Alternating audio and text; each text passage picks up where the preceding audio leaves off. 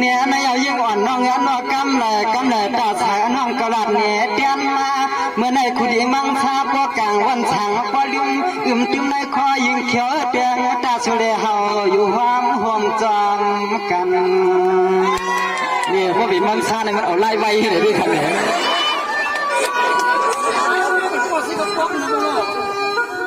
ยิ่งอ่อนน้องเงินน้องคำว่าคำชิ้นที่เฮาไปนอนห่างกว่าพัน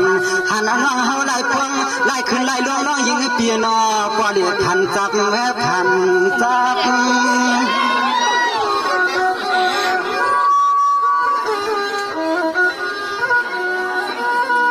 ยิ่งอ่อนน้องเงินน้องยินข่าวเราลงได้ลาพิจารณาเขาซ้ำเฮ็ดเปลี่ยนป้อยมิงกาลาสว่างก็เปิดปีใจรู้เขาซ้ำผิดอำกวางเขาก็ป้อยอย่างเรียบป้อมาหนาปียิ่งหาดีเปียนอนวันคำว่าคำชิ้นปีปอมเปลี่ยนลับ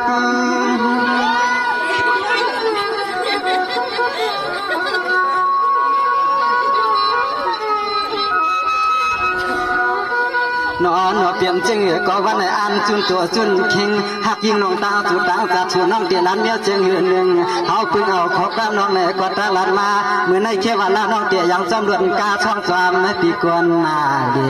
เขวาลาก็ช่องปีช่องน้องเดียสังเสาอยู่เจ็ดสีเมืองน้องเฮาเขาเขวาลาก็เดียสังเสาอยู่เจ็ดสีเมืองน้องเฮาเขาเรียน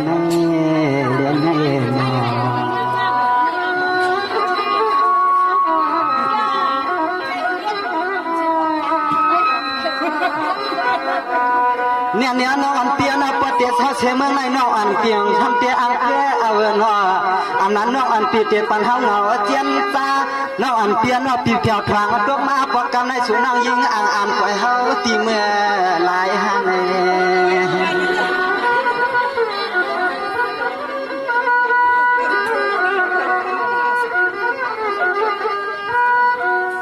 ยิ่งอ่อนน้องเงินน้องพังมายังไกลน้องอ่อนเปียวหลังหมอกแผ่เตียงตาสูงน้องยังจุนโจจุนคิงเสียงน้องยิงร่วมมาตายเตียงเสียงนั้นก็ยิ่งเห่าปนน้องยิงปีสูมาลายตั้งหักดวงในเตะไว้ปนน้องยิงคำก็เดียว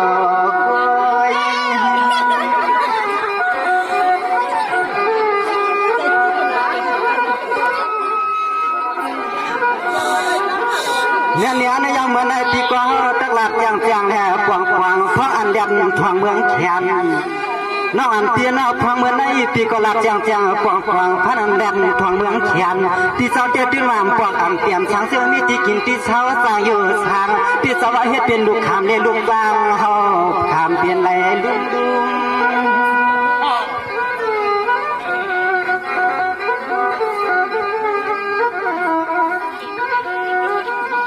ยังหาลีเตียนว่าเขาเตรียมตีเฮือนตีแย่ก็เตรียมปังมุงปังมองปังสวกตีทงตีทองน้องยิงเตียนว่าหามรถตาลาเตรียมมือมาเจียมือเขาตีจำรถกาเลยกาลีเที่ยวเหนือเมืองตีไหลก็หามก็มองกันนาอันเมื่อวันไหนอ๋อจัดปานในคำสั่งเขาตีจวนในนวลนาพันสุก็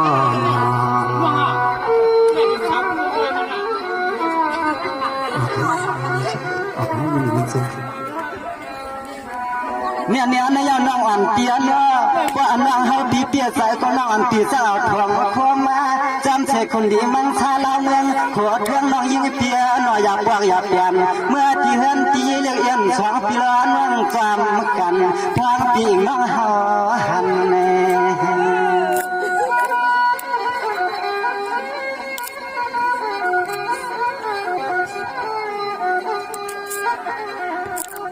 น้องพองเมื่อเดียวเตี้ยเจอพี่เจอน้องนอนหลังขาใจเลยหันจะเหือดตอนโจลัก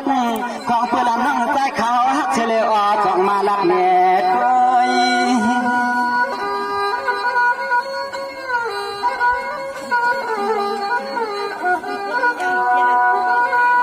เนี่ยนายเอายิ่งอ่อนน้องกุ้งมวงเงินนอพี่ใส่ว่าเปลี่ยนชื่อก็ยาวเปลี่ยนเก้าก็อยากชักจากปวงพอให้พี่เลยน้องก็เลยเปลี่ยนโพลีมีสามปวงยอให้อยู่จอชุดจอชนจานนานอเฮาพี่ย้อนหลับปันว่างจึงให้ก็เลยเปลี่ยนหน้าเฮือนนายีเรียกอย่าหวนขอกลางคืน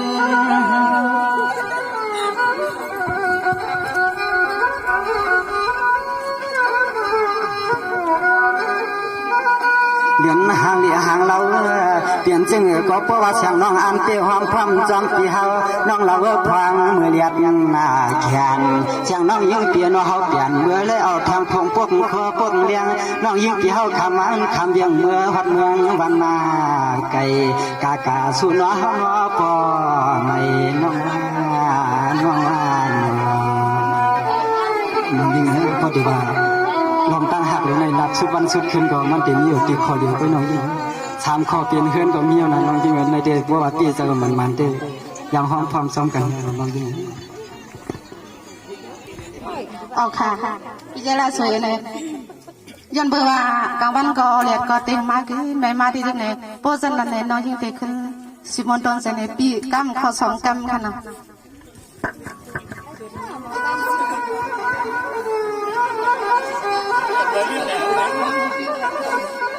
นี่เบีย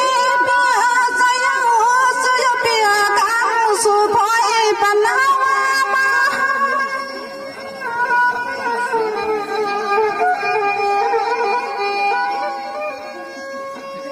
ฮัลโหลเบียลำตัวลำลูกชาเสียงยังมาเพื่อพี่เฮานี่คิดสั่งคนพี่เพียนใจยังนอพี่นอ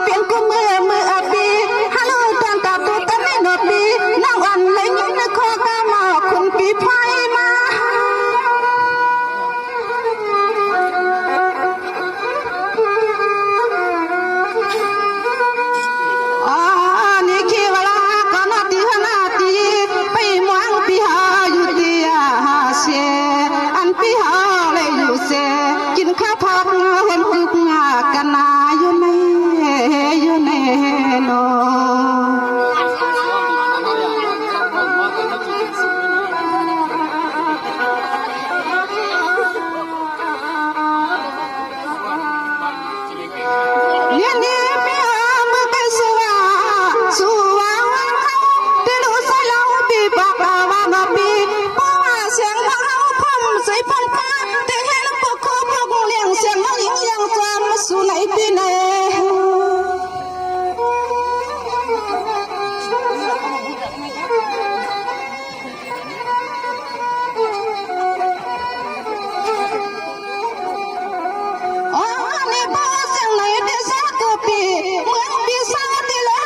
สุปีปีปักปีมักมือเนี่ยสุปีมือข้าวสาวที่ไหนมองคำนี่นั่งหลับวางหรือปีหลอมว่า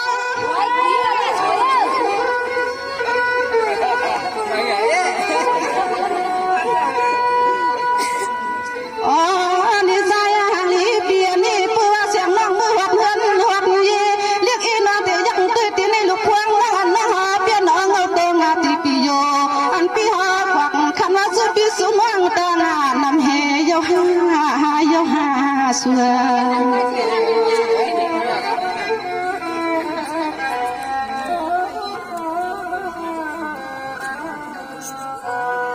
นี่เปียตันตานายายาข้าในกันนอสุนอตันตาในน้องอัมปีอัมซาเอาปุกยาวเขาตามันยิงน้องสุกินยาปีสุกทุ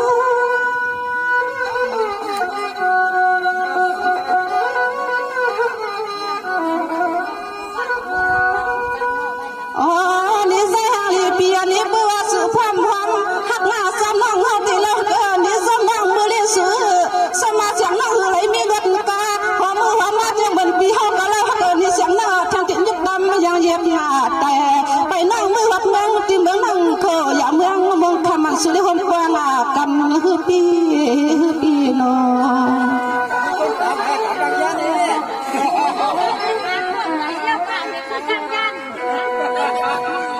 นี่เปียสมาสุติยานนบีนเขาไก่นบีเฮสังปีมาดินไปสู่เฮาเฮสังลาสวยคำลาบีว่าน้องยิงสุละ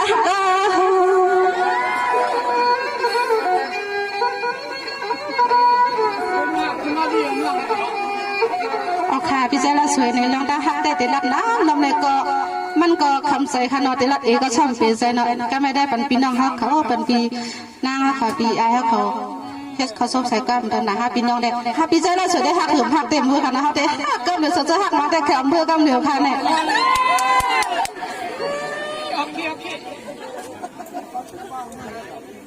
เนาะพี่น้องเขาได้เนาะเพราะเดี๋ยวตั้งบนตั้งเกี่ยวติ๊กเดียวมันเตรียมตั้งย่อค่ะนะก็เพื่อว่าพลังก็ขึ้นมาแทงเนาะอันเขาขาพี่น้องที่ได้สิบเขาตังกำมวลกับเตียวเหมือนตั้งยันในก็ต้องไปถึงในขนมกำในเขาเตียวเขากำฝากหมากปันเนาะอันเป็นมวลสวรรค์เขาเนาะในก็มีน้ำใสลองหักการไปมวลสิเลย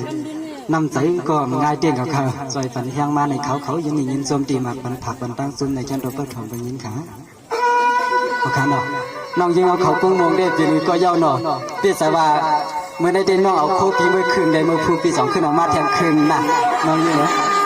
เพราะว่ากูปีเดียนกูปีเมื่อกุ้งมองในก็เอามือไว้คืนน่ะปีเดียวขึ้นออกมาเมื่อพูน่ะก็มาเอามือเสียอีเดียกูปีก็กูน้องเดียนก็วันนี้น้องยิงแค่ตัวปีใส่น้ำมั่งน่ะ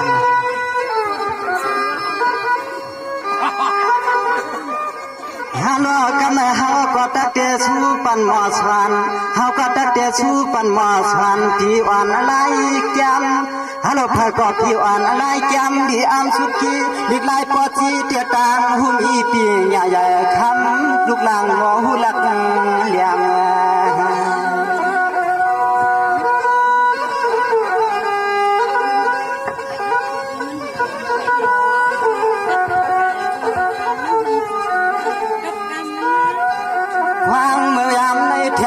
เลียนใจแห้งใจปันวังเพื่อหักเตียงดิกไล่ลงไปจึงก็จึงให้พวกแก้วในเมื่อแทงต่างหูเปียแห้งยอมเป่าเอาสูง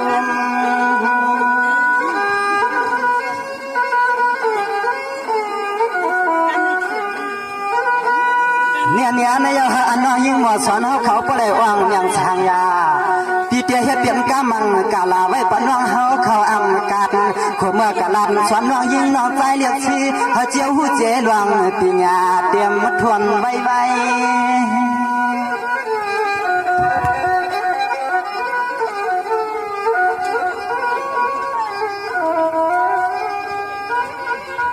อ๋อน้อคือห้องป่าน้องต่างแสนว่าหมอขอสวรรค์ดีกาใจให้พวกขึ้นไว้เฮือทุ่งเมืองในจึงให้พอเลยชา ำใจกำคอน้องยิงยืนยันลองเหนียวจึงก็กำกะลาปันน้องเฮากะตังลายจึงให้พวกไรเมื่อกะเฮ็ดติดวังมาเยาป้าเยาป้า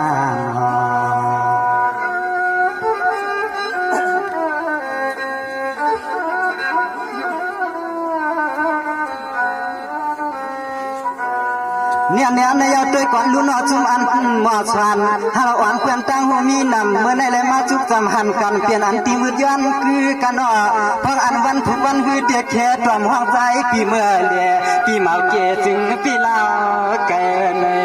ย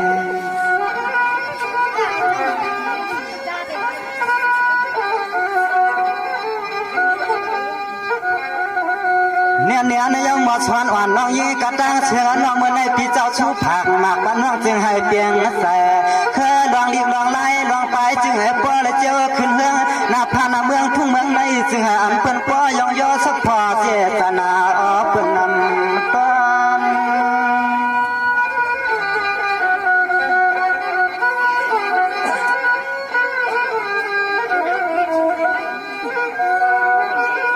น้อย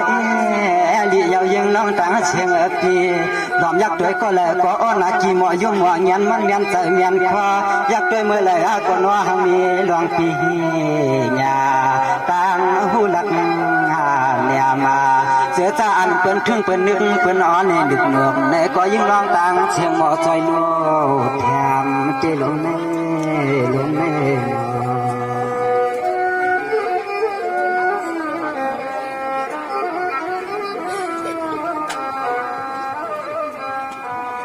เนี่ยในยน้องอ่อนปีตั้งเสียงอันว่าเฮ็ดกินหม้อสวรรค์ให้ปเลยสุดโซปานสุดโซสุดคิงกันหน้าน้องอ่อนเปียนตั้งคนตั้งยิงให้ปเลยเชื่อสาตาแช่พอกำปีสูผักหมักปนน้องยิงปีอันเกียสูไว้ตั้งนำแม่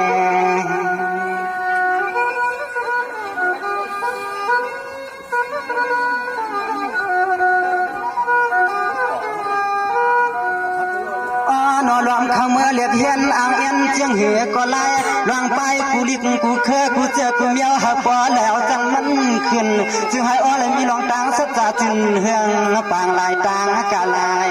ตัง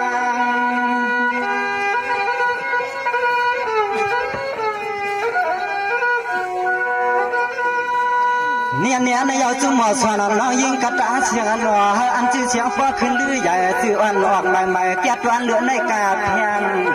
พี่ยาลองตาหูอ่ำเฮียงพี่เตี้ยสูบผักหมากไม่ปันน้องยิงเข้ากะเทียงอ๋อให้ปล่อยเมื่อหักคุณปล่อยหักตามกำใจน้องยิงกระตั้งเสียงเขาอ่างอันเมื่อพุ่งมือหื้อให้บอกวางถึงหัดไว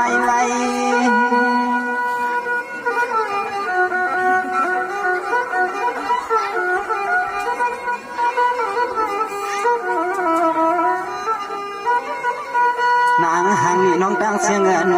อันพี่เขาก็บอกให้เมื่อเขาสอนยาวอ่อนอ่อนเด็กไตมาเลี้ยน้องเอเพียน้องเขียดวมอับเกอทางฟังเมื่อวันในคำสั่งคุณพี่สู้ไว้ปันแทงตั้งเสียงเงินจึงให้สู่น้องปออะไรอยู่สามังกาลาจึงให้ตันดิกสู่น้องปอเดียมังกาลาปันตะเปียตะปันสู่น้องจึงให้ตันดิกปอดีเยาป้าเยาป้า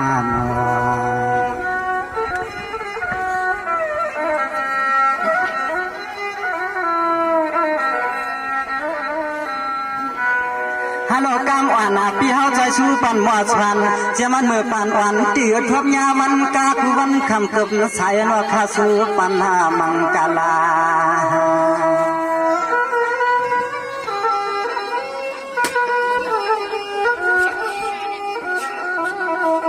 สังว่าคำทางพี่เฮามังกาลาไว้ปันน้องนางกะตั้งเชียงนอปอลีตานยาอันปะลังปะลิ้นก็ขึ้นแทงลายกำ